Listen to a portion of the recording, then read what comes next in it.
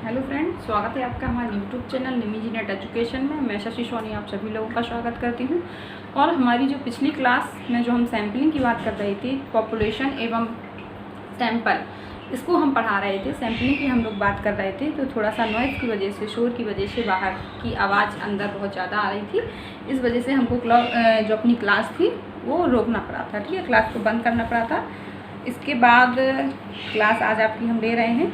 और सबसे पहले हम थोड़ा सा डिस्कस करने वाले हैं कि एग्ज़ाम को लेके, कि बहुत लोगों का कहना है कि मैम एग्ज़ाम कब होगा। देखिए, तो आपको मालूम होगा कि सभी जगह चर्चा हो रही है कि एग्ज़ाम नवंबर के पहले नहीं होगा। ठीक है, नवंबर तक होगा, लेकिन मेरे अकॉर्डिंग तो नवंबर के पहले तो होना ही नहीं है एग्ज़ाम। लेकिन मेरे अकॉर्डिंग जो मुझे लगता है कि एग्ज़ाम नवंबर में भी नहीं होगा। ठीक है, और दिसंबर वाला एग्ज़ाम तो होगा ही नहीं, उसको तो आप पूरा कैंसिल समझिए। क्योंकि जब ये जून वाला एग्ज़ाम अभी नहीं हो पाया है, तो दिसंबर वाला एग्ज़ाम कैसे हो सकता है, कैसे पॉसिबल है। ऐसा तो यूजीसी कभी कर ही नहीं सकते, एनटीए कभी कर ही नहीं सकता है कि इस एग्ज़ाम को छोड़ के वो वाला एग्ज़ाम करा दे, तो या उसके फॉर्म फिलअप होने शुरू हो जाए, तो ऐसा नहीं होगा। ठीक है, अब ये एग्ज़ाम आपका कहाँ तक जा सकता है, ये तो आपका कोविड-19 की वजह से, जो कोरोना वायरस के चक्कर में ही ये एग्ज़ाम इतना लेट हुआ है। और ये एग्ज़ाम ऐसा तो है नहीं कि केवल स्टेट लेवल का है या सेंट्रल लेवल का है। ये एग्ज़ाम पूरा का पूरा आपका नेशनल लेवल का एग्ज़ाम है। ठीक है, तो केवल ऐसा नहीं है कि जहाँ पर कोरोना वायरस कम है वहाँ ये एग्ज़ाम करा देंगे, या जहाँ पर कोरोना वायरस ज़्यादा है वहाँ नहीं कराएंगे, तो ऐसा तो होना नहीं है।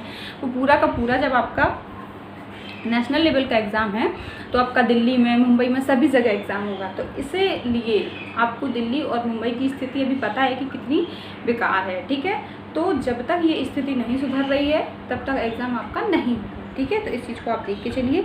एग्ज़ाम अभी नवंबर की तो मान लीजिए, जो आप न्यूज़ के अकॉर्डिंग हम लोग अंदाज़ा लगा रहे हैं, लेकिन मेरे हिसाब से नवंबर में भी एग्ज़ाम नहीं होगा। ठीक है, दिसंबर के बाद ही एग्ज़ाम होगा, जब तक ये स्थिति आपकी सुधर नहीं रही है। क्योंकि आप जिन लोगों ने नेट का एग्ज़ाम दिया होगा उन लोगों को मालूम होगा कि नेट के एग्ज़ाम में कितनी भीड़ होती है, कितने लोग एग्ज़ाम, क्योंकि भाई नेशनल लेवल का एग्ज़ाम है। जो आपके यूपी लेवल, स्टेट लेवल के एग्ज़ाम होते हैं उनमें देखिए कितनी भीड़ होती है, फिर ये तो नेशनल लेवल का एग्ज़ाम है। तो इसलिए ये एग्ज़ाम ऐसे नहीं गवर्नमेंट कराएगी। ठीक है, जब तक आपका ये कोरोना वायरस की वैक्सीन नहीं मिल रही है, जब तक इसका कोई इलाज नहीं हो रहा है, इसके संक्रमण की संख्या कम नहीं हो रही है, इसके मरीजों की संख्या कम नहीं हो रही है, जब तक आपका ये एग्ज़ाम नहीं होगा। ठीक है, तो अब हम बात करते हैं, पिछली क्लासों में हम आपको पढ़ा रहे थे कि सैंपल पॉपुलेशन क्या होता है। ठीक है, तो हमने आपको बताया था कि जनसंख्या, जब भी हम रिसर्च करने जाते हैं तो रिसर्च करने के लिए हमको कुछ ना कुछ लोग चाहिए होते हैं, व्यक्ति चाहिए होते हैं, तो उसी को हम क्या कहते हैं, जनसंख्या कहते हैं। तो उन व्यक्तियों को हम जहाँ से चुनते हैं, उस पूरे के पूरे क्षेत्र को पॉपुलेशन कहते हैं। ठीक है, जिन व्यक्तियों को हमको रिसर्च करने के लिए कुछ व्यक्ति चाहिए, मान लीजिए हमको किसी लाइब्रेरी में रिसर्च करनी है, तो जो लाइब्रेरी में जितनी सारी किताबें हैं, ठीक है, उसको हम क्या कहेंगे, पॉपुलेशन कहेंगे, यूनिवर्स कहेंगे, जनसंख्या कहेंगे। ठीक है, पूरी की पूरी लाइब्रेरी में ये चीज़ें हमने उस दिन पढ़ाया था। जैसे मान लीजिए ये आपकी लाइब्रेरी है। ठीक है, तो इसके अंदर जितनी भी किताबें हैं, ये पूरी की पूरी आपकी क्या है, जनसंख्या है या यूनिवर्स है। ठीक है, या आपकी पॉपुलेशन। ठीक है, तो इसी को कहते हैं। लेकिन अब हमको लाइब्रेरी पे रिसर्च करनी है, मान लीजिए इसमें 1000 10,000 किताबें हैं, तो क्या हम पूरी 10,000 किताबों को पढ़ सकते हैं? नहीं पढ़ सकते हैं। तो इसमें मान लीजिए ये इतनी या 10 अलमारियाँ हैं, तो 10 अलमारियों में से हमने यहाँ से 2 किताबें ले ली, यहाँ से 2 किताबें ले ली, यहाँ से 2 किताबें ले ली, यहाँ से 2 किताबें ले ली। अब ये जो हमारे पास 8 किताबें हैं, ठीक है, 8 किताबें हैं, इन किताबों को पढ़कर हम रिसर्च करते हैं। तो इसी को, जो हम ये 8 किताबें हमने ली, इसी को कहते हैं हम सैंपल, प्रतिदर्श, और इसी को कहते हैं पॉपुलेशन। ठीक है, तो हमने आपको बताया था। तो ये देखिए, ये डेफिनेशन आपकी सैम्पलिंग की लिखी है। प्रतिदर्श जनसंख्या से लिया जाता है। देखिए, ये जो प्रतिदर्श हमने लिया है इसी से लिया है। कोई भाग लिया जाता है, कोई भाग होता है जो जनसंख्या के प्रतिनिधित्व के रूप में कार्य करता है। मतलब कि जो ये सैंपल हमने लिया है वो ऐसा होना चाहिए कि ये पूरी की पूरी जनसंख्या को प्रतिनिधि हो। मतलब कि जैसा कि प्रतिनिधि का मतलब, प्रतिनिधि का मतलब क्या होता है, प्रतिनिधित्व या प्रतिनिधि, मतलब प्रति प्लस निधि। प्रति का मतलब आपने कभी कभी सुना होगा फोटोकॉपी या मेरे जैसा। ठीक है, और निधि का मतलब मेरे जैसा। ठीक है। तो मतलब कि मेरे जैसा, तो ये जो जनसंख्या होती है, ये जो सैंपल होता है, जो सैंपल होता है, ये किसका, जनसंख्या का प्रतिनिधि होता है। ठीक है, ये जनसंख्या कैसी होती है, समग्र होती है। ठीक है, जनसंख्या समग्र होती है, बड़ी होती है, और इसी का जो छोटा समूह होता है, ठीक है, छोटा या इकाई उसको कह सकते हैं, ये क्या होती है, सैंपल होता है। तो जो सैंपल हमारा होता है वो पूरी की पूरी जनसंख्या का प्रतिनिधि होता है। जैसे कभी कभी मैं कह देती हूँ, जैसे कभी कभी हम लोग कह देते हैं कि कोई चीज़ है या हम लोग उस चीज़ को यूज़ करे होते हैं, तो कोई चीज़ पूछता है, हम कहते हैं नहीं ले लीजिए, ये मेरे ही जैसा है। ठीक है, कोई व्यक्ति के बारे में मान लीजिए आपने कभी सुना होगा कि किसी लड़की की मैरिड हो रही होती है, कभी रिलेशन में होती है, तो उसकी जो मान लीजिए बड़ी सिस्टर होती है वो बहुत अच्छी होती है। ठीक है, तो उसकी छोटी सिस्टर के बारे में अंदाज़ा लगा लिया जाता है। तो कभी कभी शादी होती है तो हम लोग कह देते हैं कि नहीं कर लीजिए, ये मेरी जैसी है, मतलब मेरी प्रतिनिधि है, मेरे जैसा है। तो ये जो सैंपल होता है ये इस जनसंख्या का प्रतिनिधि होता है, इसी को दर्शाता है। प्रतिनिधि का मतलब होता है मेरे जैसा या दर्शाना। ठीक है, मतलब कि इसी को दर्शाता है, इसी का रिप्रेजेंटेड होता है, रिप्रेजेंटेड होता है कि जो ये जो है ये पूरी की पूरी जनसंख्या को दर्शा रहा है। इसमें वो सभी गुण होते हैं, इस सैंपल में वो सभी गुण होते हैं जो इस जनसंख्या में होते हैं। क्योंकि हमने केवल ऐसे ही नहीं ली है, इसमें जितनी भी मान लीजिए 100 बॉक्स हैं, ठीक है, 100 अलमारियाँ हैं, तो 100 अलमारियों में से 2 यहाँ से लेंगे, 2 यहाँ से लेंगे, 2 यहाँ से, तो हमको पूरी की पूरी जनसंख्या के गुण मिल जाएंगे ना। जैसे कि हमने आपको खिचड़ी बनाने के लिए एग्जाम्पल दिया था कि जब हम खिचड़ी बनाते हैं तो वहाँ पे हमारी जनसंख्या कैसी होती है, विषम होती है। तो हम वहाँ पे आलू भी चेक करते हैं, बैगन भी चेक करते हैं, और गोभी भी चेक करते हैं, मटर भी, तो वहाँ पर हम देखते हैं, सभी को चेक करके देखना पड़ता है। लेकिन जब जहाँ पे हमारी जनसंख्या समझाती होती है, एक जैसे गुण होते हैं, जैसे चावल अकेले बनाए तो केवल हम वहाँ पर 2 चावल उठा के देख लेंगे और पूरी की पूरी चावल को कह देंगे कि ये पक गए हैं। तो वो जो 2 चावल होते हैं वो किसको, पूरे सभी चावलों को दर्शाते हैं, या सभी चावलों के प्रतिनिधित्व होते हैं, या सभी चावलों का प्रतिनिधित्व करता है। ठीक है, क्या कहा जाता है कि ये 2 चावल हैं, ये किसके जैसे हैं, कि पूरे के पूरे भगोने के चावल जैसे। जो पूरे के पूरे बर्तन में चावल रखे हुए हैं, इन 2 चावलों को हम कहते हैं कि जो इस भगोने में चावल रखे हैं, इस बर्तन में चावल रखे हैं, ये 2 चावल इसके जैसे हैं, मतलब इनको प्रतिनिधि कर रहे हैं, इनका प्रतिनिधि है, इनके चावलों को दर्शा रहे हैं। ठीक है, तो ये चीज़ समझ में आई, क्योंकि इससे क्वेश्चन बहुत पूछा जाता है। ठीक है, तो ये जो हमारी पॉपुलेशन होती है वो समग्र रूप होता है, बड़ा रूप होता है, और हमारा जो सैंपल होता है वो कैसा होता है, छोटा रूप होता है। ठीक है, उसी को जनसंख्या में से ही लिया जाता है। जो सैंपल होता है वो जनसंख्या में से लिया जाता है, जनसंख्या की। ठीक है, प्रतिदर्श का स्वरूप जो होता है हमेशा सीमित होता है, छोटा होता है, लेकिन जनसंख्या जो होती है, जो पॉपुलेशन होती है, उसका स्वरूप कैसा होता है, बड़ा होता है और असीमित होता है। ठीक है, तो उसी असीमित जनसंख्या में से हम सैंपल का चुनाव करते हैं, क्योंकि पूरी की पूरी जनसंख्या पर हम रिसर्च कभी भी नहीं कर सकते, इसलिए हमको सैंपलिंग करनी पड़ती है। ठीक है, लेकिन यदि कहीं भी हमारी जनसंख्या छोटी है तो हम उस पर फिर सैंपलिंग नहीं करते हैं, उस पूरी की पूरी जनसंख्या पर रिसर्च करते हैं। मान लीजिए हमको 100 लोगों पर रिसर्च करनी है, और जो एरिया है हमारा उसमें 100 ही लोग हैं। ठीक है, जहाँ पर हमको रिसर्च करनी है, किसी लाइब्रेरी पे हमने आपको बताया हमको रिसर्च करनी है, ठीक है, उसमें 100 किताबें हैं, तो हम 100 की 100 पढ़कर देख सकते हैं ना, देख सकते हैं और उनको बता सकते हैं कि वो किताबें कैसी हैं। लेकिन वहीं पर यदि आपकी 10,000 किताबें हैं तो उन पर हम पूरी की पूरी रिसर्च नहीं कर सकते।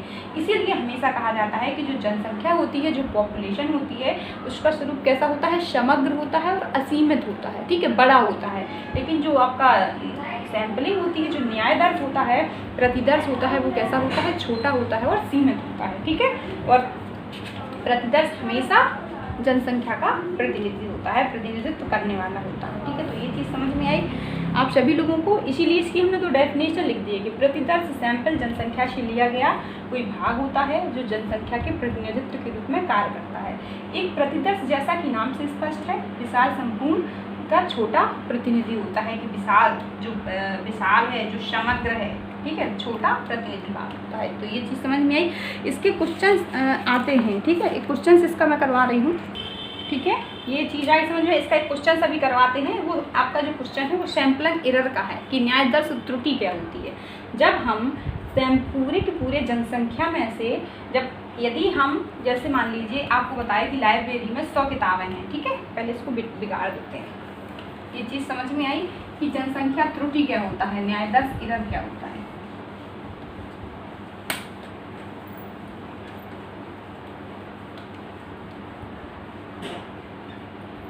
कि जब पूरी की पूरी लाइब्रेरी में कितनी 100 किताबें हैं, जब हम 100 किताबों पर रिसर्च करेंगे तो ये ज़्यादा शुद्ध होगा या 10 किताबों पर रिसर्च करेंगे, ठीक है, तो ये ज़्यादा शुद्ध होगा। बताइए कौन सा ज़्यादा सही। जब हम 100 किताबों पर पढ़कर रिसर्च करेंगे तो ये ज़्यादा शुद्ध होगा कि केवल 10 किताबों पर हमने रिसर्च किया, ये ज़्यादा सही होगा। तो ये ज़्यादा सही होगा क्योंकि ये हमने पूरी की पूरी चीज़ों को देखा समझा, इसके बाद हमने रिजल्ट किया। लेकिन यहाँ पर जब मान लीजिए 10,000 है जनसंख्या, 10,000 किताबें हैं, तो क्या हम इनको पूरी की पूरी किताबों को पढ़ सकते हैं? नहीं पढ़ सकते। तो जो हम रिसर्च के लिए जो हम सैंपल लेते हैं ये मजबूरी में लेते हैं, ठीक है। तो फिर यहाँ पे क्या हम 100 किताबों को रख लेंगे या मान लीजिए 1000 किताबों को रख लेंगे, ठीक है, 1000 किताबों को रख लेंगे।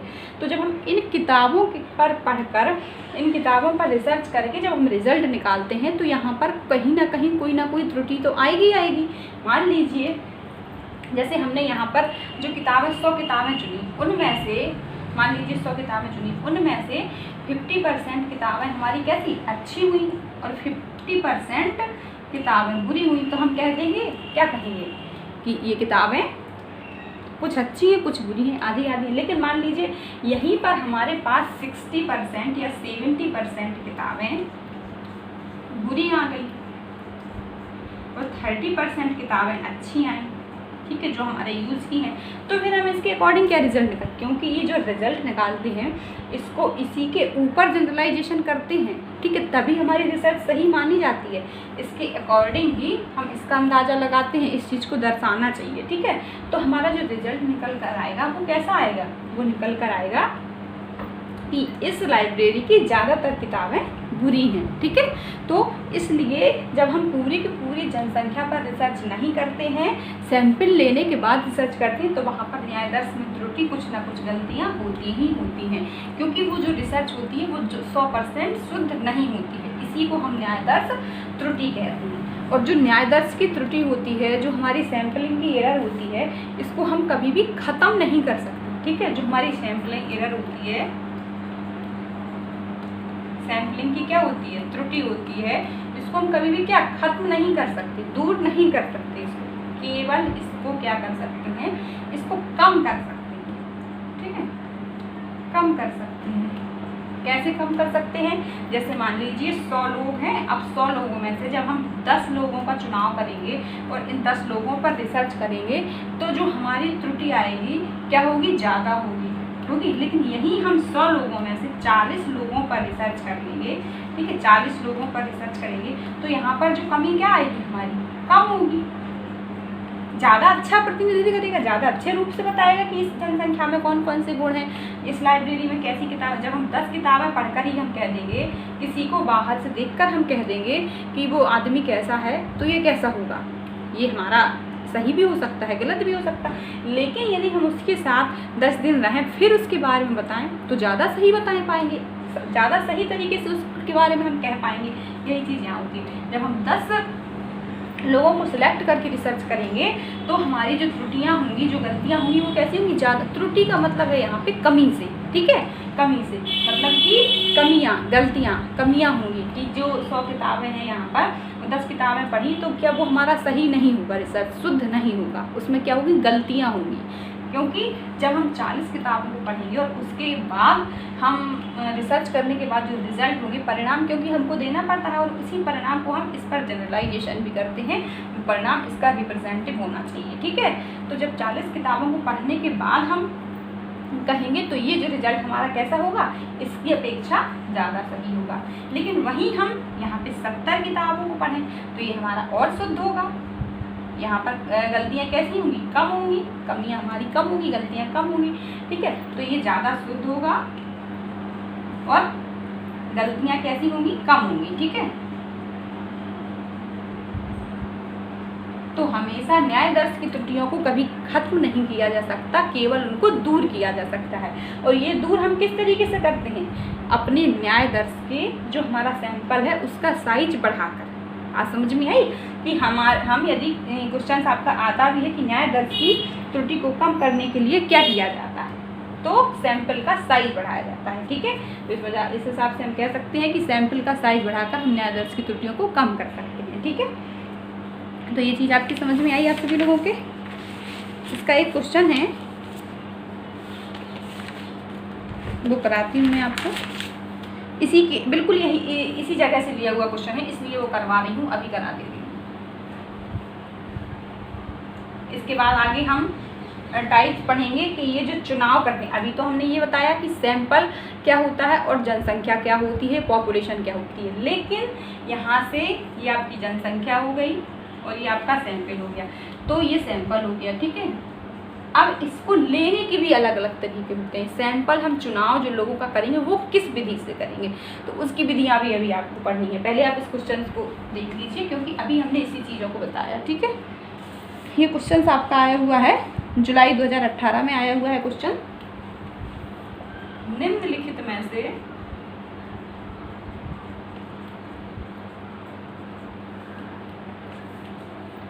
किस निर्णय से प्रतिदर्शन त्रुटि में कमी आएगी? ठीक है, निम्नलिखित में से किस निर्णय से प्रतिदर्शन में त्रुटि आएगी? किस निर्णय से प्रतिदर्शन त्रुटि में कमी आएगी? प्रतिदर्शन त्रुटि में कमी आएगी, त्रुटि में कमी आएगी, मतलब गलतियां कम होंगी। ठीक है, किस निर्णय से प्रतिदर्शन मतलब सैंपल में की जो एरर होती हैं, जो सैंपल की एरर होती हैं, उसको कम किया जा सकता है। केवल वही क्वेश्चन है, केवल लिखने का या बोलने का तरीका केवल अलग है। ठीक है, लैंग्वेज। प्रतिनिधि प्रतिदर्श प्राप्त करना,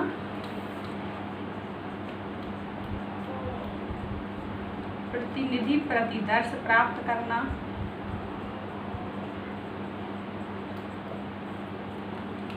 दूसरा है आपका प्रतिदर्श आकार में कमी करना, प्रतिदर्श आकार में कमी करना। ठीक है, तीसरा है आपका व्यक्तियों के सजातीय समूह,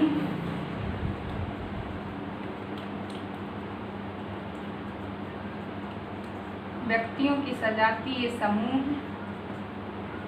चौथा है प्रतिदर्श आकार में न्यूनता की संभावना, प्रतिदर्श आकार में न्यूनता की संभावना।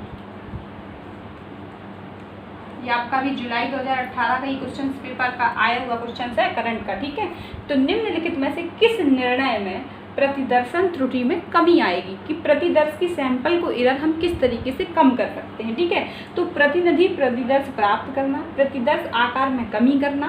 तो ये कमी करना तो बिल्कुल भी रॉन्ग है, क्योंकि यहाँ हमने आपको बताया था कि प्रतिदर्श की त्रुटि हम कैसे कम कर सकते हैं, प्रतिदर्श आकार को बढ़ाकर। ठीक है, जो हमने सैंपल लिया है सैंपल साइज को बढ़ाकर। व्यक्तियों के सजातीय समूह, प्रतिदर्श आकार में न्यूनता की संभावना।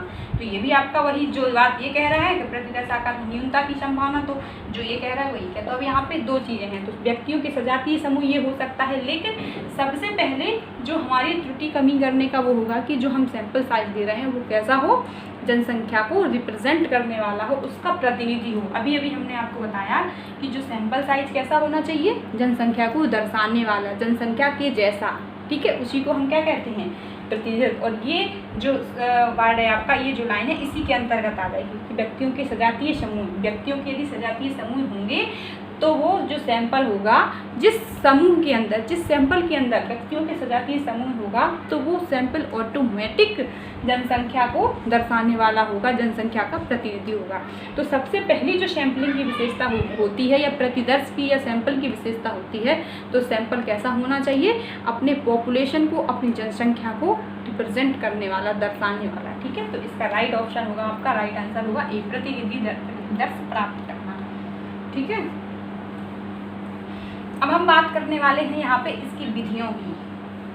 अभी हमने आपको केवल बताया कि जनसंख्या क्या होता है और आपका न्याय दर्श क्या होता है। ठीक है, प्रतिदर्श क्या होता है। इसमें हमारा बहुत टाइम लग रहा है। बहुत लोग बोलते हैं कि मैम आप वीडियो बहुत बड़ा बनाती हैं। देखिए, रिसर्च पढ़ा रही हूँ और इसमें बहुत ज़्यादा टाइम लगता है समझने में। रिसर्च सभी लोगों की बहुत जल्दी समझ में नहीं आती है। और यहाँ पे मैं जो चीज़ें आपको पढ़ा रही हूँ केवल व्यवहारिकली पढ़ा रही हूँ, ठीक है, चीज़ों को अप्लाइड मोड से पढ़ा रही हूँ कि यहीं की यहीं चीज़ें आपको समझ में आ जाएँ, ठीक है। बाकी आप किताबों को जब पढ़ें तब थ्योरिकल पढ़ लेंगे, लेकिन यहीं की यहीं चीज़ों को कि आखिर है क्या ये, ठीक है, तो ये पढ़ा रहे हैं। तो यहाँ पे अब हम आपको बताते हैं कि 2 प्रकार की रिसर्च की विधियाँ होती हैं। एक तो होती है आपकी संभाव्य, पहले सिलेबस देख लेते हैं, सिलेबस में क्या पढ़ना है आगे।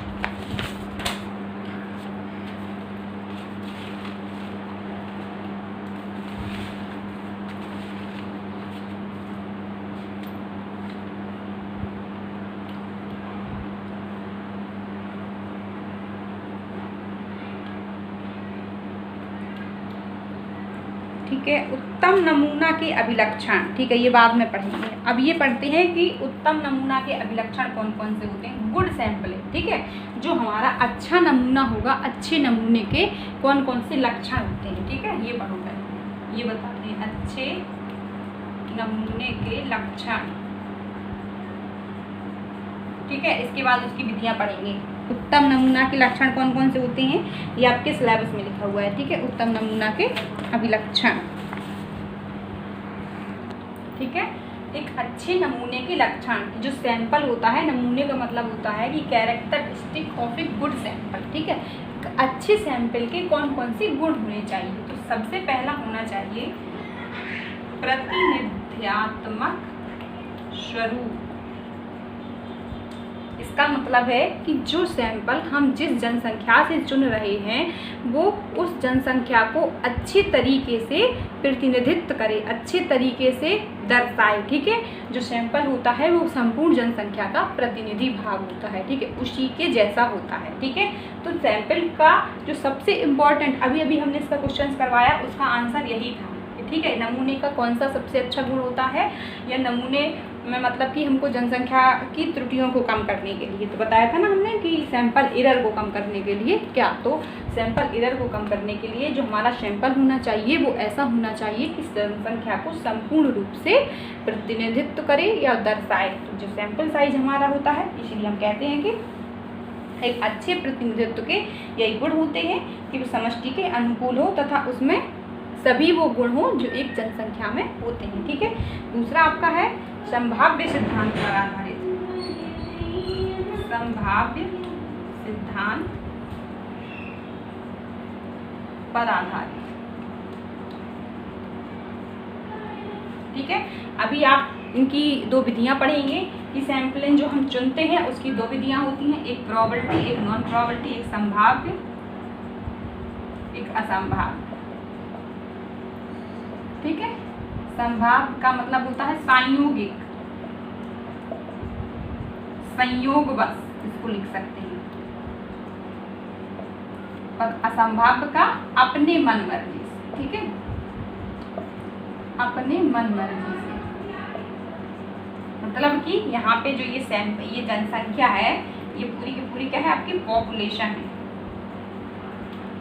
तो यदि हम संभाव्य विधि से चुनेंगे, संभाव्य विधि से हम जनसंख्या का चुनाव करेंगे, तो यहाँ पर पूरी की पूरी जनसंख्या में से क्या होगा, सबके चुने जाने की संभावना बराबर होती है। जैसे मैंने 10 बच्चों को खड़ा किया और केवल जैसे सिक्का उछालकर हमने देखा कि यदि आपका क्या आएगा, सिक्का उछाला हमने, ठीक है, उसके अकॉर्डिंग हमने उनको रख दिया तो क्या हो जाएगा हमारा प्रोबेबिलिटी, ठीक है। सिक्का उछाल कर, जैसे मान लीजिए सिक्का उछाला और आपको दे दिया, यदि हेड आएगा तो आपको ले लिया जाएगा, या टेल आएगा तो आपको ले लिया जाएगा, तो इसमें दोनों की संभावना बराबर है, हेड भी आ सकता है और टेल भी आ सकता है। तो 10 लोग हैं, इनको हमने केवल इस आधार पर चुना, आपके लिए मैंने सिक्का उछाला और कर दिया, यदि हेड आएगा तो आपको चुन लेंगे, हेड आ जाता है तो उस बच्चे को चुन लेते हैं, ठीक है। फिर दूसरे बच्चे को किया, यदि हेड आएगा तो आपको चुन लिया जाएगा, यदि टेल आता है तो उसको नहीं चुनते हैं, और हेड आता है तो सबके चुने जाने की संभावना बराबर होती है, ठीक है। संभाव्यता के आधार पर पूरी की पूरी जनसंख्या में से सबके चुने जाने की संभावना बराबर होती है। यहाँ पर किसी के साथ कोई पक्षपात नहीं होता है। तो जब हम इस विधि से सैंपल का चुनाव करते हैं तो ये ज़्यादा अच्छी मानी जाती है, और इससे जो आपकी रिसर्च होती है उसके जो रिजल्ट आता है वो ज़्यादा अच्छा आता है, ठीक है। तो इस विधि के तो संभाव्य सिद्धांत पर आधारित होना चाहिए। जो सैंपल हम ले रहे हैं वो मतलब संयोगिक या संयोग बस सबके चुने जाने की बराबर बराबर संभावना, संयोग बस कोई भी को भी हम ले सकते हैं। लेकिन जो असंभाव्य तरीका होता है, इस सैंपल में से हमारी जिसको मर्जी होगी उसको चुन लेंगे। तो इसमें क्या होता है, पक्षपात होता है। इस विधि में ये होता है कि हमारी जिसको मर्जी होगी हम उसको चुन लेंगे अपने मन मर्जी से। तो इसमें पक्षपात होता है। मान लीजिए कोई बच्चा हमारी कास्ट का है तो हमने उसको चुन लिया, या उससे हमारा कुछ रिलेशन है तो उसके आधार पर हमने चुन लिया, या कोई स्टूडेंट हमको ज़्यादा अच्छा लगता है तो उसको तो इसमें क्या होता है, पक्षपात। लेकिन यहाँ पर कोई पक्षपात नहीं होता है। तो इसलिए अभी हम ये विधियाँ आपको पढ़ाएंगे, ठीक है। तो ये होना चाहिए तीसरा इसमें, ठीक है। जो आपका साइज होना चाहिए वो कैसा होना चाहिए, ज़्यादा कम नहीं होना चाहिए, ठीक है। अध्ययन इकाइयों का अनुपात, ठीक है।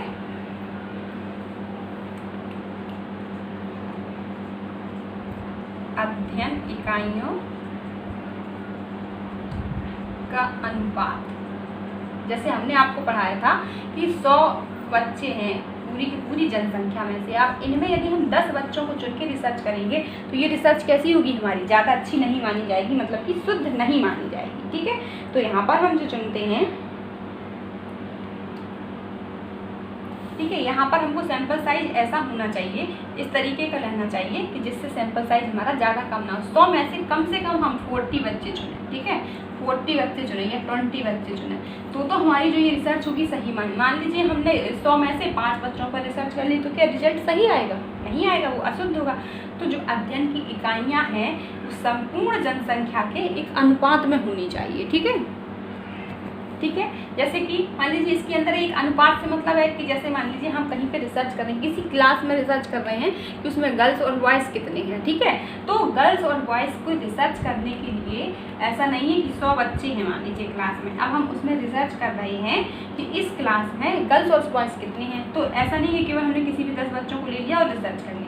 तो पहले तो हमको लड़के प्लस लड़कियाँ इनको देखना पड़ेगा। अब ये देखेंगे कि लड़के कितने हैं और लड़कियां कितनी हैं, मतलब कि सजातीय एवं विषम जातीय जनसंख्या यदि है, सजातीय है तो उसके अकॉर्डिंग हम कितने भी लोग वहाँ से चुन लेंगे। लेकिन यदि विषम जातीय जनसंख्या है, उसमें बॉयज़ भी हैं, गर्ल्स भी हैं, हिंदू भी हैं, मुस्लिम भी हैं, इस अकॉर्डिंग पे यदि हम रिसर्च कर रहे हैं तो वहाँ पे हमको पहले हम लड़का को देखेंगे। तो लड़के से यदि हमने 20 लोगों को चुना तो उसी अनुपात में 20 लड़कियों को भी चुनेंगे। यदि अब यहाँ पे हम हिंदू या मुस्लिम के अकॉर्डिंग कर रहे हैं तो हिंदुओं को 20 लोगों को चुना तो मुस्लिम को भी 20 लोगों को, तो इस अकॉर्डिंग यदि 5-5 चुना तो 5 इसके, इसी अनुपात में समान बराबर लेंगे, तभी हमारी जो रिसर्च होगी वो कैसे होगी, शुद्ध होगी। यदि मान लीजिए हमने लड़कियां मान लीजिए 10 ले ली और लड़के 4 ही लिए तो कैसे हमको पता चलेगा कि हमारे रिसर्च में या कितने लड़के एवं लड़कियों का अनुपात क्या है। तो ठीक है, तो जो समष्टि से जो हम इकाइयों को चुनते हैं वो कैसी अनुपात में होनी चाहिए, ठीक है, ठीक है। अगला होगा आपका अध्ययन उद्देश्यों के अनुरूप हो, मतलब कि जो हमने सैंपल साइज लिया है या जो सैंपल की जो संख्या ली हो वो कैसी पर्याप्त मात्रा में होनी चाहिए और हमारे अध्ययन उद्देश्यों के अनुरूप हो। जो हमारा उद्देश्य है, ठीक है, जो हमारा उद्देश्य है उसी के अनुरूप हमारा सैंपल होना चाहिए। मान लीजिए जैसे हमको पता करना है कि लड़का एवं लड़कियां की संख्या कितनी है और हम सैंपल साइज किसी और मकसद से इकट्ठा कर रहे हैं, ठीक है। तो जो हमारा अध्ययन उद्देश्यों के अनुरूप होना चाहिए, ठीक है, मतलब कि जो हमने प्रतिदर्श चुना है उसमें वही इकाइयाँ होनी चाहिए जिनका हमको अध्ययन करना है। वास्तव में ऐसा नहीं है उन्हीं इकाइयों, जैसे मान लीजिए हमको कक्षा 10 के बच्चों को अध्ययन करना है, ठीक है, कक्षा 10 के बच्चों का रिसर्च करना है, तो जो हम सैंपल साइज लेंगे कक्षा 10 के छात्रों या छात्राओं का ही लेंगे। ऐसा नहीं कक्षा 6 के भी ले लिए, 7 के भी ले लिए, तो यहाँ हमारा उद्देश्य क्या पूरा नहीं होगा, क्योंकि अध्ययन जो हमारा सैंपल साइज होना चाहिए वो अध्ययन उद्देश्यों के अनुरूप होना चाहिए। तो जो हमारे सैंपल में जो इकाइयाँ हों वो हमारे उद्देश्यों के अनुरूप हो, वो इकाइयाँ हमारे उद्देश्यों को पूर्ति करने वाली हों, ठीक है। विश्वसनीयता का स्तर उच्च होना चाहिए, ठीक है, विश्वसनीयता ये भी आप समझ लीजिए, ठीक है,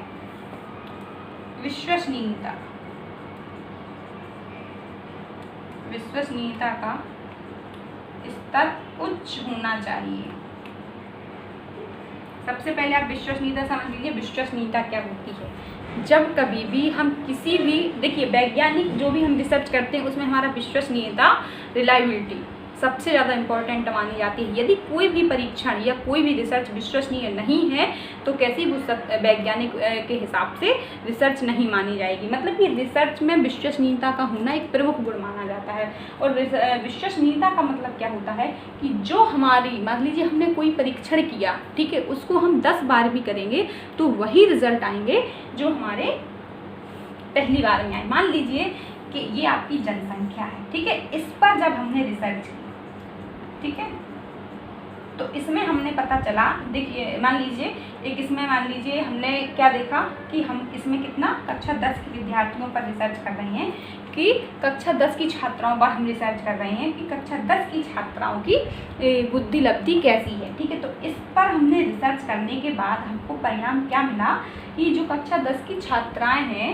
उनमें छात्रों की अपेक्षा उनकी बुद्धि लब्धि कम है, ठीक है। क्या है? छात्रों की अपेक्षा, मतलब बॉयज़ की अपेक्षा, छात्रों की अपेक्षा छात्राओं की बुद्धि लब्धि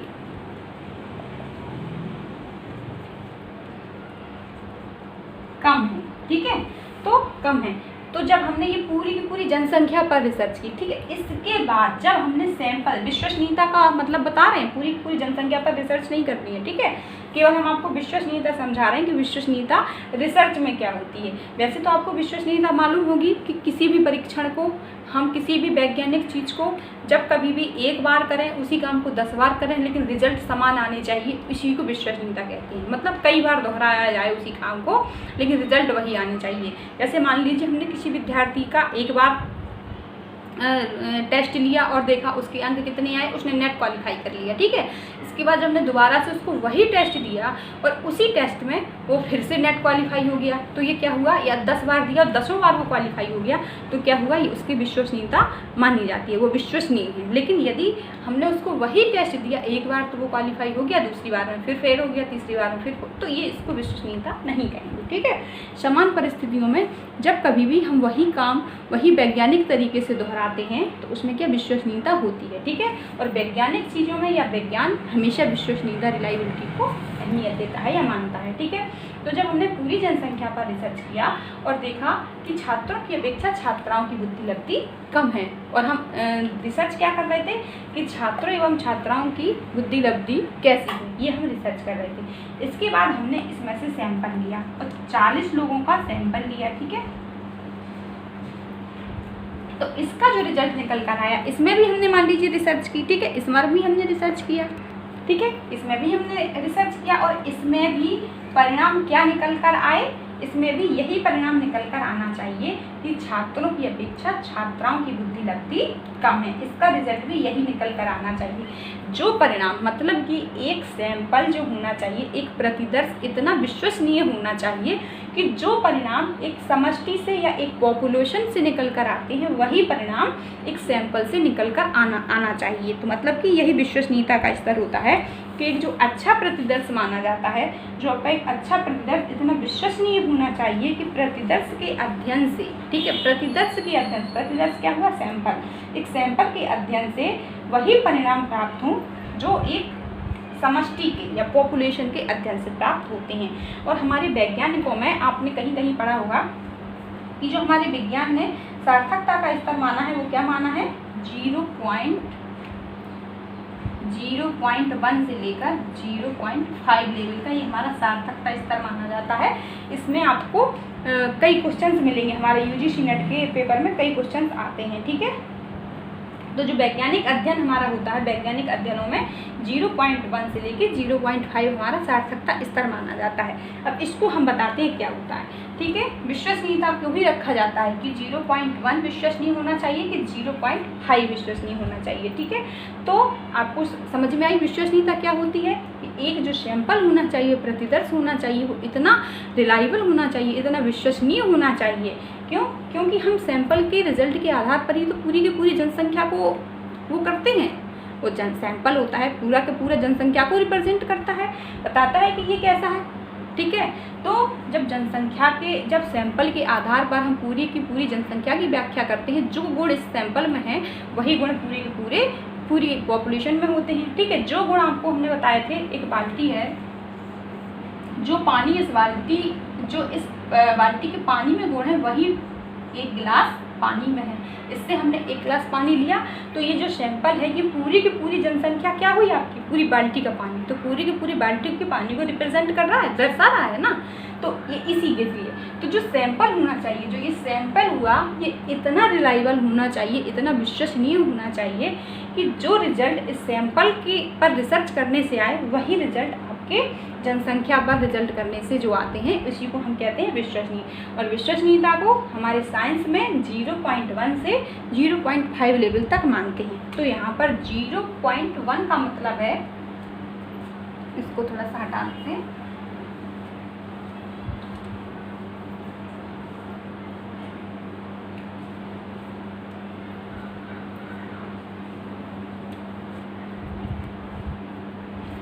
ठीक है। 0.1 का मतलब है 100 में से एक बार गलती, ठीक है, 100 में से एक गलती। 0.5 का मतलब है 100 में से 5 बार गलती, ठीक है। तो ये चीज़ समझ में आई कि मतलब कि ये कहते हैं कि जो इतना विश्वसनीय होनी चाहिए कि मैक्सिमम, ठीक है, मिनिमम 5 गलतियों से ज़्यादा नहीं होनी चाहिए। मतलब कि 0.5 स्तर तक सार्थकता स्तर होना चाहिए। कम से कम तो क्या होना चाहिए, ठीक है, कम से कम आपकी एक गलती, 100 में से एक गलती, लेकिन 100 में से एक गलती होनी चाहिए या 5 तक सार्थक अंतर को ये मानता है। तो सार्थकता स्तर कैसा होना चाहिए कि यदि 0 में से, ठीक है, 100 में से 5 बार गलती हो जाती है, 5 त्रुटियां होती हैं, तो वो हमारा जो न्यायादर्श होता है, सैंपल कैसा होता है, शुद्ध होता है, ठीक है। मान लीजिए हमने इसी सैंपल को, आपको विश्वसनीयता बताया, इस पूरी की पूरी पॉपुलेशन पर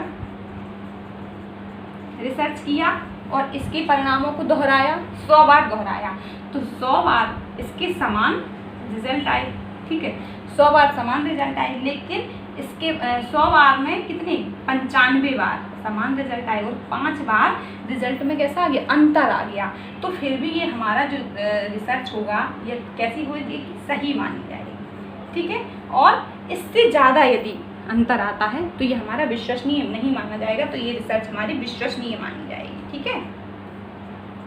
मतलब 5 गलतियाँ मिनिमम हो सकती हैं, 5 गलतियों को यहाँ पर ज़्यादा बड़ी गलती नहीं माना जाता। तो यही हमारा वैज्ञानिक उसमें 0.1 से लेकर 0.5 तक सार्थकता स्तर रखा गया है। तो मतलब कि विश्वसनीयता का उच्च स्तर तभी प्राप्त किया जा सकता है जब प्रतिदर्श, ठीक है, प्रतिदर्श का परिणाम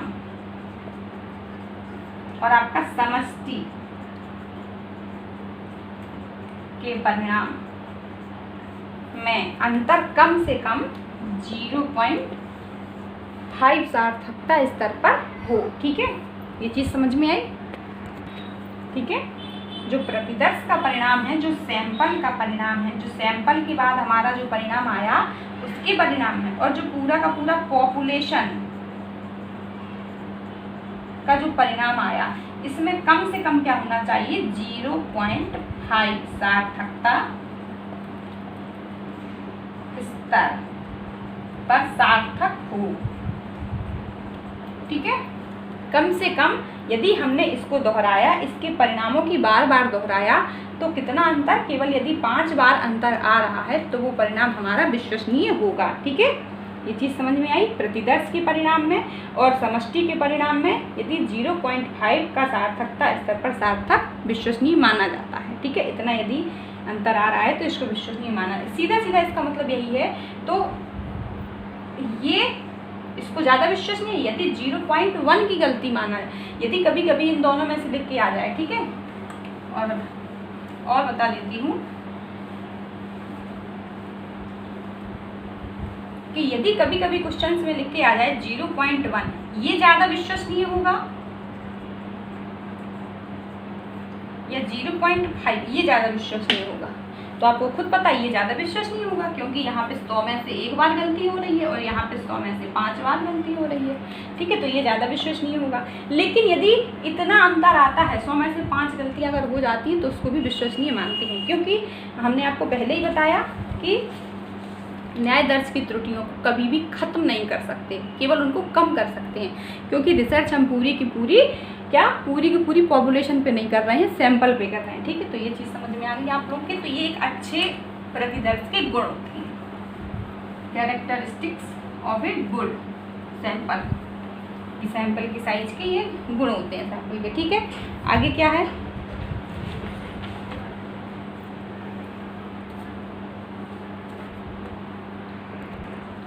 ठीक है, अगला आपका है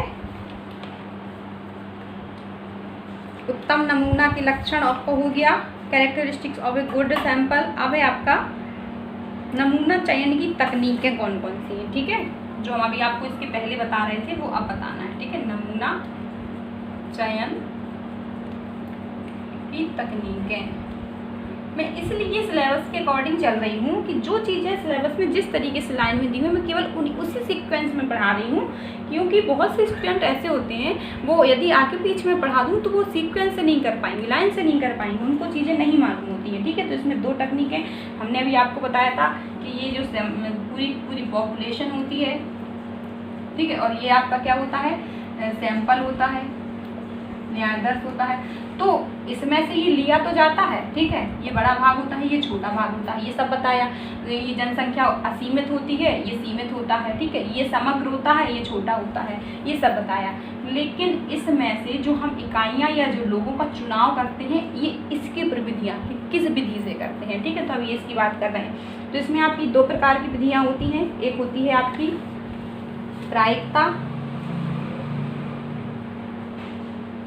प्रायिकता, दूसरी होती है अप्रायिकता, गैर प्रायिकता,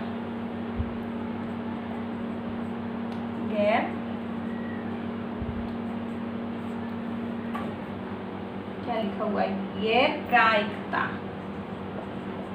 ठीक है, गैर प्रायिकता, तो इसको कहते हैं प्रोबेबिलिटी सैंपलिंग और इसको कहते हैं नॉन प्रोबेबिलिटी।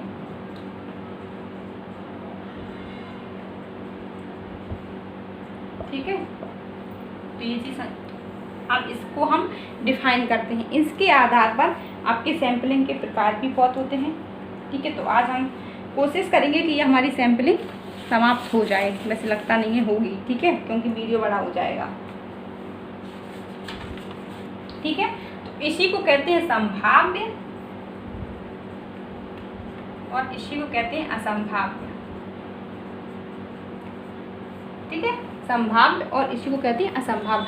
संभाव्यता से आधारित हमने आपको बताया था कि संभाव्यता में क्या होता है कि मतलब कि जिसके चुने जाने की संभावना कैसी हो, बराबर हो। ठीक है, तो उसको कहते हैं संभाव्य चयन। ठीक है, प्रोबेबिलिटी सैंपलिंग और इसको कहते हैं नॉन प्रोबेबिलिटी सैंपलिंग। यहाँ पर किसका, यादृच्छिक का, यादृच्छिक ये शब्द आपको मिला होगा कहीं कहीं, यादृच्छिक, रैंडम, इंग्लिश में कहती है रैंडम। रैंडम तरीके से जब हम पूरी की पूरी जनसंख्या में से लोगों का चुनाव करने के लिए जब हम रैंडमली विधि का यूज करते हैं, तकनीक का यूज करते हैं, किसके लिए, सैंपल को लेने के लिए, तो इसी को क्या कहते हैं, संभाव्य प्रतिचयन कहते हैं। और इसमें क्या करते हैं, रैंडम या यादृच्छिक का यूज नहीं करते हैं। ठीक है, इसको क्या कहते हैं, नॉन प्रोबेबिलिटी। आपको पता है इसको कहते हैं नॉन प्रोबेबिलिटी। यहाँ पे जो हम पूरी की पूरी जनसंख्या में से जो लोगों का चुनाव करते हैं सैंपल के लिए, ये मन मर्जी से करते हैं। ठीक है, मन मर्जी से करते हैं। लेकिन यहाँ पर क्या होता है, यहाँ पर हमारी मन मर्जी नहीं चलती है, हमको रैंडमली यादृच्छिक तरीके से चुनाव करता है। मतलब कि सबके चुने जाने की संभावना बराबर होती है। कैसी, सबके चुने जाने की संभावना बराबर होती है। ऐसा नहीं होता है कि मान लीजिए जैसे 1 2 3 4 5 6 ये 6 बच्चे हैं। ठीक है, ये 6 स्टूडेंट हैं, तो इसमें से ऐसा कोई भी बालक नहीं है कि इसके चुने जाने की संभावना इसके मतलब कि सबकी, ऐसा नहीं है कि इसको चुन लिया जाएगा या इसको चुन लिया जाएगा, ऐसा नहीं होता है। सबके चुने जाने की संभावना कैसी होती है, बराबर बराबर होती है। इसकी कुछ विधियां हैं जो उनकी बात करते हैं, ठीक है। तो ये समझ में आई, जहाँ पर सबके चुने जाने की संभावना बराबर बराबर होती है, ठीक है, जहाँ पर सबके चुने जाने की संभावना बराबर बराबर होती है, किसी के साथ कोई भेदभाव नहीं होता है, उसको क्या कहते हैं, संभाव्यता, ठीक है, संभाव्य प्रतिचयन कहते हैं या संभाव्य प्रतिदर्श कहते हैं, ठीक है। लेकिन जहाँ पर सबके चुने जाने की संभावना बराबर बराबर नहीं होती है, चुनाव अपनी मन मर्जी से किया जाता है, उसको क्या कहते हैं, नॉन प्रोबेबिलिटी सैंपलिंग या असंभाव्य या गैर प्रायिकता सैंपलिंग कहते हैं, ठीक है। तो ये चीज़ समझ में आई। अब इसकी हम बात करते हैं, इसकी कुछ विधि होती है संभाव्यता की, उनकी बात करते हैं, ठीक है।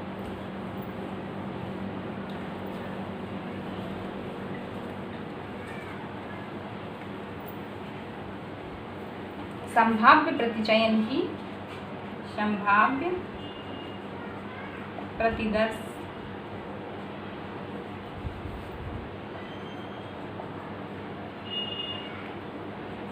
की कुछ विधियां हैं, मतलब कि रैंडम, ठीक है, रैंडम सैंपलिंग की कुछ विधियां हैं। सबसे पहली विधि होती है, मान लीजिए आपकी पासा विधि, ठीक है, लॉटरी विधि, इनको अभी बता देंगे, ठीक है, fish ball draw, fish ball draw हो गया आपका, ठीक है, पासा हो गया, टिपिड ताल का हो गया,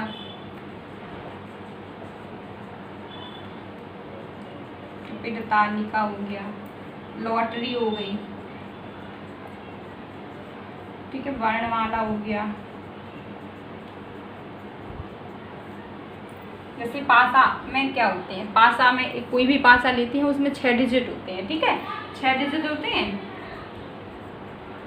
6 डिजिट होते हैं एक पासे में। तो हमने 6 मतलब कोई भी 6 समूह बना लिए, 6 ग्रुप बना लिए। अब हमको जो भी, मान लीजिए 100 बच्चों, ये पॉपुलेशन है 100 बच्चों की, अब इसमें से हमको बच्चों का चुनाव करना है। तो एक पासे में 6 डिजिट होते हैं, ठीक है, तो हमने इन बच्चों को क्या कर दिया, 1 2 3 4 5 6, इस तरीके से हमने इसमें क्या किया, 6 समूह बना लिया, ग्रुप बना दिए, 6 ग्रुप बना दिए, ठीक है, 6 ग्रुप बना दिए, 6 ग्रुप बना दिए, और उनमें से सबको 1 2 3 4 5 6 नंबर की डिजिट दे दी। अब पासा हम फेंकते हैं, ठीक है, पासा हम फेंकते हैं, जो भी नंबर, जो भी डिजिट उस पासे की आ जाएगी। जैसे मान लीजिए आप लूडो खेलते हैं, उसमें जो एक पासा होता है उसी पासे को बोल रहे हैं यहाँ पे, उसमें 6 डिजिट होती हैं, एक में किसी में 1, किसी में 2, किसी में 3, इस तरीके से नंबर होते हैं ना। तो ग्रुप बनाया, और उसमें यदि उसमें किसी के चुने जाने की संभावना, आपको किसी को पता होता है कि जब हम पासा फेंकेंगे तो कौन सा नंबर आएगा, किसी को पता नहीं होता है। तो यदि उसमें मान लीजिए 2 नंबर आ जाता है, तो जो 2 नंबर का ग्रुप हुआ था हम उसको सिलेक्ट कर लेते हैं, बाकी बच्चों को हटा देते हैं, ठीक है। इसके बाद फिर पासा फेंकते हैं, तो मतलब कि जो भी नंबर आ जाता है हम उस नंबर के बच्चे को सिलेक्ट कर लेते हैं, उस नंबर के ग्रुप को सिलेक्ट कर लेते हैं, बाकी लोगों को हटा देते हैं। तो ये क्या हुआ, आपका पासा हुआ। इसके बाद लॉटरी विधि, लॉटरी विधि में क्या होता है, आप सभी लोगों को बताया कि मान लीजिए एक क्लास में 100 बच्चे हैं, ठीक है, 100 बच्चे हैं, तो हम क्या करते हैं कि 1 से लेकर 100 तक पर्चियाँ बनाते हैं। हर पर्ची में 1 2 3 4 इस तरीके से एक एक नंबर लिखकर 100 पर्चियों को उसमें डाल देते हैं एक बॉक्स में, ठीक है। अब उस पर्ची में से ऐसे उसको हिला देते हैं, उस बॉक्स को, ठीक है, उन 100 पर्चियों को डाल देते हैं जिसमें 1 2 3 4 नंबर लिखे होते हैं, और इस बॉक्स को ऐसे ऐसे हिला देते हैं। अब आँख बंद करके हम उसमें से किसी भी पर्ची को उठाते हैं, आँख खोल कर भी उठाते हैं, तो क्या किसी को पता होगा कि उसमें से कौन से नंबर की पर्ची आएगी? नहीं पता होगा ना। जब उसमें से जो भी नंबर की, मान लीजिए 50 नंबर की पर्ची आई, ठीक है, उसमें 50 नंबर लिखा होगा, तो हम 50 नंबर के बच्चे को सिलेक्ट कर देते हैं। सभी बच्चों को, मान लीजिए 100 बच्चे हैं, तो सभी बच्चों को हमने 1 2 3 4 5 100 तक उनको नंबर दे दिया या लाइन से खड़ा कर लिया। और जब हमने इसमें से बॉक्स में से जो भी पर्ची निकाली उसमें जो नंबर आता है उस नंबर के बच्चे को सिलेक्ट कर लिया, ठीक है। इसके बाद आपका फिश वर्ल्ड रहा, इसमें भी यही होती है, ये भी लॉटरी विधि की तरह की यही होती है, मतलब कि संभावना सबके चुने जाने की इन विधियों में संभावना बराबर होती है, ठीक है। सबके चुने जाने की बराबर बराबर संभावना होती है। लॉटरी फिश वर्ल्ड रहा, फिश वर्ल्ड रहा में क्या होता है कि यहाँ पर मान लीजिए 10 बच्चे हैं, अब 10 बच्चों का हमको चुनाव करना है, तो 10 बच्चों के हम जो भी इनके नाम होंगे उस सभी बच्चों के नाम एक एक पर्ची में लिख देंगे और 10 पर्ची उस बॉक्स के अंदर डाल देंगे, ठीक है। एक बॉक्स लेंगे, उस बॉक्स के अंदर 10 पर्चियों को डाल देंगे। अब हम उस बॉक्स में से किसी भी एक पर्ची को उठाएंगे, उस पर्ची को खोल कर देखेंगे, जिस बच्चे का उसमें नाम होगा उसी बच्चे को सिलेक्ट कर लेंगे, ठीक है। तो ये चीज़ समझ में आई। तो इस तरीके से कर लेते हैं और बाकी के बच्चों को हटा देंगे, ठीक है। जैसे 100 बच्चे हैं तो 100 बच्चों की हमने पर्ची लिख के डाल दी, लेकिन हमको सिलेक्ट किसको करना है, केवल 10 बच्चों को सिलेक्ट करना है। तो यहाँ पे हम जो भी पर्ची उठाएंगे और जब हमारी 10 की काउंटिंग पूरी हो जाएगी, 10 बच्चे सिलेक्ट हो जाएंगे, तो हम क्या कर देंगे, बॉक्स को हटा के एक साइड रख देंगे, 10 बच्चों को ले लेंगे जिन जिन के नाम निकलेंगे। अब टिपिट तालिका, ठीक है, टिपिट तालिका क्या होती है, इसको LSC टिपिट ने बनाया था। टिपिट तालिका कभी कभी आपने कैलेंडर देखा होगा, कैलेंडर देखा होगा आप सभी लोगों ने, उसमें इस तरीके का बना हुआ होता है, ठीक है। इस तरीके से इसमें कुछ संख्याएं होती हैं, इस पर कभी कभी हम आंख बंद करके उंगली घुमाते हैं लकड़ी पकड़ के, जो भी नंबर आ जाता है उसके अकॉर्डिंग उसके संख्या जोड़कर उनका योग होता है, कभी कभी देखा होगा आप लोगों ने। तो इस तरीके से एक टिपिट तालिका होती है, उसमें पहले से ही एक तालिका बनी होती है जिसमें 10,400 अंकों की एक सूची होती है। कितनी, 10,400, ठीक है, 10,400 अंकों की सूची होती है, ठीक है। जो भी क्या होती है, जिसमें मिनिमम जुगाड़ होती है 999, 9,999, ठीक है, जिसमें 9,999, ठीक है, जिसमें 9,999 मैक्सिमम संख्या होती है, ठीक है। क्या होती है, मैक्सिमम संख्या कितनी होती है, 9,999। और इस जो तालिका के अंदर जो भी क्या होता है, 36 अंक, ठीक है, जितने भी होते हैं 36 बच्चों को हम सिलेक्ट कर सकते हैं इस तालिका के अंदर। किस तरीके से, कि जो भी हम इनको ऐड करेंगे, जो मैक्सिमम संख्या होती है 9,999 होती है। अब हम इसको 9 + 9 + 9 + 9 को यदि हम ऐड करेंगे तो हमारा क्या आएगा, बराबर 36 आएगा, ठीक है। तो यहाँ पर हम 36 बच्चों को सिलेक्ट करने की चांस होगी, 36 बच्चों को इसके अंदर हम सिलेक्ट कर सकते हैं। किस तरीके से बताते हैं आपको, कि मान लीजिए 1 से लेके 1 2 3, मान लीजिए हमने 36 बच्चों को लाइन से खड़ा कर दिया, उनको 1 2 3 4 5 ऐसे 36 अंक दे दिए, या ठीक है, किसी को 1 2 3 मतलब लाइन से खड़ा कर दिया, ठीक है। अब जो हमारी ये तालिका बनाई गई थी, ठीक है, इसमें कितने 10,400 अंकों की एक सूची होती है, जो मैक्सिमम संख्या होती है वो 9,999 होती है। इनका योग कितना आता है, बराबर 36 आता है, ठीक है। तो इसमें हमने मान लीजिए सूची बनाई, इसमें कितनी 4 अंकों की सूची होती है, आपको बताया हमने 4 अंकों की इसमें सूची होती है, जैसे 9 5 3 542 लिख सकते हैं, ठीक है, 3 लिख सकते हैं, 38 12 लिख सकते हैं, या 12 80 लिख सकते हैं, तो कुछ भी इस तरीके से लिख सकते हैं, या 28 52 लिख सकते हैं, तो इस तरीके से। अब ये तालिका कितनी है, तालिका हमारी बनी हुई है, तालिका ये मार्केट में उपलब्ध है, मार्केट में आती है, इसको कहते हैं टिपिट तालिका, ठीक है। तो अब इसमें आंख बंद करके हम मान लीजिए कोई भी लकड़ी घुमाते हैं, और मान लीजिए लकड़ी घुमाने के बाद इस पर हमारे ये अंक आता है, ठीक है, ये अंक आया, तो इस अंक को 3 + 1 + 1 + 2, ठीक है। तो इस तरीके से इनका योग कितना होगा, 3 + 3 6 और 6 8 12, ठीक है, 10 से 14 होगा इनका योग, 8 9 10 11 12 14 होगा इनका योग, ठीक है। तो अब जो 14 नंबर पे जो बच्चा होगा, जो हमने यहाँ, तो उस बच्चे को हम सिलेक्ट कर देते हैं, ठीक है। तो ये चीज़ समझ में आई। ठीक है। तो जो बच्चा 14 नंबर पे होगा हमने उस बच्चे को सिलेक्ट कर लिया। इस तरीके से फिर इस पे उंगली घुमाते हैं, फिर जो नंबर आता है फिर उस पर क्या करते हैं, जैसे मान लीजिए 53 42 आया तो इसको करते हैं, फिर इसको ऐड करते हैं, तो जो नंबर काउंट पे आएगा उसी नंबर के बच्चे को सिलेक्ट कर देते हैं। तो इसको कहते हैं टिपिड तालिका, ठीक है। और ये लॉटरी विधि फिर से लिख दी। अब आती है वर्णमाला, ठीक है, वर्णमाला विधि। वर्णमाला में क्या होती है, तो इसमें आपको जो टिपिड तालिका हुई इसमें सभी के चुने जाने की संभावना बराबर है। ये जो 36 बच्चे हैं इनमें से कुछ भी अंक आ सकता है और ऐड करने पे कोई भी संख्या आ सकती है, तो उसमें हम किसी को भी चुन सकते हैं, ठीक है। तो यहाँ पर किसी के भी चुने जाने की कोई हमारा मन मर्जी से नहीं होता है, सबके चुने जाने की संभावना बराबर है। 36 में से कोई भी बच्चा हमारा चुन सकता है, ठीक है। अब वर्णमाला में क्या होता है, यहाँ पर हम अल्फ़ाबेट के हिसाब से, जैसे अल्फ़ाबेट के हिसाब से ABC, इसके हिसाब से जो भी बच्चे होते हैं, जितने भी मान लीजिए हमारे क्लास में 20 बच्चे हैं, इनके नाम हम अल्फ़ाबेट के हिसाब से लिख देते हैं। पहले उन्हीं बच्चों के नाम लिखेंगे जिनका नाम A से होगा, फिर उन्हीं के लिखेंगे जिनका नाम B से होगा, फिर उन्हीं बच्चों के नाम लिखेंगे जिनका C से। तो इस तरीके से अल्फ़ाबेट के हिसाब से हम बच्चों को सिलेक्ट करके इनको नंबर दे देते हैं, ठीक है। नाम लिख लेंगे, इसके बाद पहले उसी बच्चे को हम चुनेंगे कि जिनका नाम ए पे होगा। इस तरीके से सभी को हमने बताया कि सबको सिलेक्ट करने, ठीक है। जब अल्फ़ाबेट के हिसाब से जिस बच्चे का नाम पहले आएगा उस बच्चे को हम पहले चुन लेंगे, जिस बच्चे का नाम बाद में आएगा तो अल्फ़ाबेट के हिसाब से। तो यहाँ पर भी सबके चुने जाने की संभावना बराबर होती है।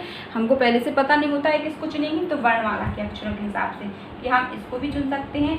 ए नाम के जितने विद्यार्थी होगा, जिसका ए वाले को चुन लेंगे, फिर पहले बी को चुन लेंगे, फिर सी को। तो इस तरीके से इसमें भी सभी के चुने जाने की संभावना, ठीक है। तो न्यायादर्श लेने के लिए हम इन विधियों में से जो भी ये विधि आपको बताई, पासा, नार्सरी, फिशबॉल, टिपिड तालिका, वर्णमाला, इन विधियों में से किसी भी विधि का यूज करते हैं तो इसी को क्या कहते हैं, रैंडमली, संभाव्य प्रतिदर्श कहते हैं। इन विधियों का यूज करके जो हम सैंपल का चुनाव करते हैं उस सैंपल को क्या कहते हैं, संभाव्य प्रतिदर्श, संभाव्यता के आधार पर। और लेकिन जब हम किसी इन विधियों का यूज ना करके अपने अकॉर्डिंग सिलेक्ट करते हैं, चुनाव करते हैं सैंपल का, तो उसको कहते हैं असंभाव्य प्रतिदर्श, ठीक है।